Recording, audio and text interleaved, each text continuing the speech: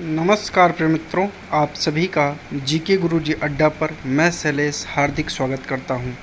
आइए आज हम लोग कुछ महत्वपूर्ण प्रश्नों की श्रृंखला को देखते हैं। बात करते हैं भारत के प्रधानमंत्री व मंत्रिपरिषद से रिलेटेड कुछ महत्वपूर्ण प्रश्न। सबसे पहले क्वेश्चन की बात करते हैं तो क्वेश्चन की शुरुआत हम लोग करते हैं, प्रधानमंत्री बनने की न्यूनतम आयु कितने वर्ष की होनी चाहिए? तो वह है आपका 25 ईयर्स। और अगर इसके बाद क्वेश्चन नंबर 2 की बात करते हैं तो संसदीय शासन प्रणाली सबसे पहले किस देश में लागू हुई थी? तो आपको पता होना चाहिए कि संसदीय शासन प्रणाली सबसे पहले ब्रिटेन में लागू हुई थी। अतः संसदीय शासन प्रणाली का जो जन्मदाता है वो ब्रिटेन को ही माना जाता है। भारत के प्रधानमंत्री की नियुक्ति कौन करता है? तो भारत का राष्ट्रपति जो होता है वो भारत के राष्ट्रपति के द्वारा ही प्रधानमंत्री की नियुक्ति की जाती है। अर्थात प्रधानमंत्री जो बहुमत दल का नेता चुना जाता है उसे ही राष्ट्रपति प्रधानमंत्री पद पर नियुक्त करता है। आइए आगे क्वेश्चन देखते हैं। क्वेश्चन नंबर 4 और 5 ये भी आपके लिए इम्पोर्टेंट है। योजना आयोग जिसका नाम बदल करके अब इसी का नाम है नीति आयोग। इसी का नाम बदल करके अब रख दिया गया है नीति आयोग। और इस नीति आयोग का आपका जो अध्यक्ष होता है वो आपका प्राइम मिनिस्टर होता है। संघीय मंत्रिमंडल की बैठक का सभापति कौन होता है या उसका सभापति कौन होता है या कौन बैठक कराता है? तो वो आपका प्राइम मिनिस्टर होता है। और बात किया जाए प्रधानमंत्री का कार्यकाल कितने वर्ष का होता है? तो प्रधानमंत्री का कार्यकाल भारत में 5 वर्षों का होता है। आइए कुछ इसी कड़ी में आगे महत्वपूर्ण प्रश्नों की चर्चा हम लोग करते हैं। प्रधानमंत्री पद से त्यागपत्र देने वाले भारत के पहले प्रधानमंत्री कौन थे? मोरारजी देसाई, जिन्होंने प्रधानमंत्री पद से त्यागपत्र दे दिया था। सबसे अधिक समय तक प्रधानमंत्री रहने वाले जवाहरलाल नेहरू हैं, जिन्होंने सबसे ज़्यादा लंबे समय तक प्रधानमंत्री पद पर अपना कार्यभार चलाया। भारतीय संविधान के अनुसार तथ्यात्मक संप्रभुता किस व्यक्ति में निहित होगी? तो तथ्यात्मक संप्रभुता भारतीय संविधान के अनुसार प्रधानमंत्री में निहित होगी। भारत के पहले प्रधानमंत्री जवाहरलाल नेहरू जी थे। आइए बात करते हैं आगे कुछ और महत्वपूर्ण प्रश्नों की श्रृंखला पे।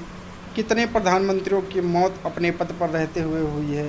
तो आपके 3 प्रधानमंत्री हैं जो अपने पद पर रहते हुए मृत्यु के समय हो गई है। प्रधानमंत्री को शपथ आपका प्रेसिडेंट दिलाता है। जो भारत का राष्ट्रपति होता है वही बहुमत दल के नेता को प्रधानमंत्री पद की शपथ दिलाता है। कौन प्रधानमंत्री जिसने एक बार अपने पद से हटने के बाद दोबारा पद संभाला? इंदिरा गांधी थी। जवाहरलाल नेहरू के बाद भारत के प्रधानमंत्री कौन थे? गुलज़ारी लाल नंदा। अगर इस कड़ी में बात किया जाए तो कुछ और भी महत्वपूर्ण प्रश्न हैं, आइए इनको भी हम लोग देख लेते हैं। जो इम्पॉर्टेंट प्रश्न है ये सारे के सारे इम्पॉर्टेंट है, ऐसा कोई प्रश्न नहीं है जो इसमें इम्पॉर्टेंट नहीं है।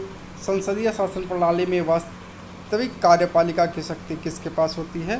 प्रधानमंत्री के पास होती है। सबसे कम उम्र में प्रधानमंत्री बने थे राजीव गांधी। ये प्रश्न तो आप सभी को पता होगा। आइए कुछ और महत्वपूर्ण प्रश्नों की चर्चा करते हैं। लोकसभा में बहुमत दल का नेता कौन होता है? Prime minister.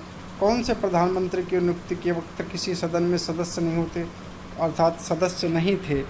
और ऐसे कौन से प्रधानमंत्री थे? तो आपके HD देवेगौड़ा। किस प्रधानमंत्री ने एक भी दिन जो है संसद में नहीं गए? उनका नाम है चौधरी चरण सिंह। ये संसद में कहीं कभी नहीं गए। प्रधानमंत्री तो रहे भारत के, लेकिन ये संसद नहीं गए। यथार्थ कार्यपालिका की समस्त सत्ता की शक्ति है वो मंत्रिपरिषद में निहित होगी। और संघीय मंत्रिपरिषद के मंत्री लोकसभा के प्रति उत्तरदायी होते हैं। किसी भी सदन का सदस्य बनने बिना कोई व्यक्ति मंत्री पद पर कितने दिनों तक बना रह सकता है? तो 6 महीने तक। 6 महीने के अंदर उसे किसी न किसी सदन का सदस्य बनना अनिवार्य होता है, नहीं तो उसकी मंत्री पद से जो है उसको हटाया जाएगा। संविधान के किस अनुच्छेद में मंत्रिपरिषद की नियुक्ति व पदच्युत का प्रावधान है? आर्टिकल 75 में। और मंत्रिमंडल का गठन करने वाला कौन होता है? केंद्रीय मंत्री। तो ये जो केंद्रीय मंत्री होते हैं, बात करते हैं स्वतंत्र भारत के पहले कानून मंत्री, तो डॉक्टर भीमराव अंबेडकर। ये आप सभी को पता होगा, ये बहुत ही इम्पोर्टेंट क्वेश्चन था।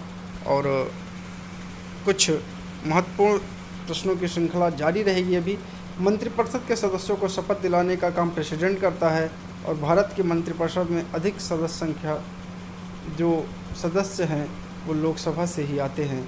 स्वतंत्र भारत के पहले प्रतिरक्षा मंत्री सरदार वल्लभ भाई पटेल जी थे।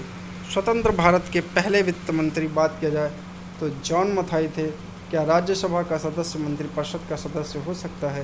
तो यस, हम कह सकते हैं हाँ, राज्यसभा का सदस्य मंत्रिपरिषद का सदस्य हो सकता है। तो इस प्रकार आपके इम्पॉर्टेंट प्रश्नों की श्रृंखला यहीं पर समाप्त होती है। ये प्रधानमंत्री और उसकी मंत्रिपरिषद से जुड़े हुए महत्वपूर्ण क्वेश्चन थे। आपको वीडियो कैसी लगी कमेंट करके अवश्य बताएं। वीडियो को लाइक और शेयर ज़रूर करें।